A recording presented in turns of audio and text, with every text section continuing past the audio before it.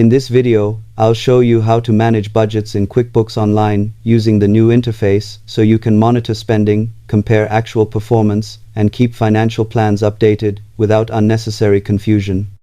Start by opening the Financial Planning section from the left panel and selecting the Budgets tab, which works as the central hub where all created budgets are listed for quick access.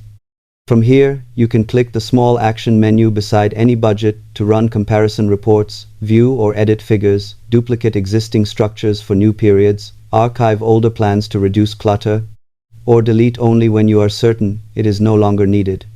The top corner also provides options to import a prepared spreadsheet or create a fresh budget directly inside the system, depending on your workflow preference. Regularly reviewing and adjusting these entries helps maintain realistic targets and clearer financial visibility while minimizing reporting inconsistencies later. Subscribe for simple tech tutorials and honest software walkthroughs every week.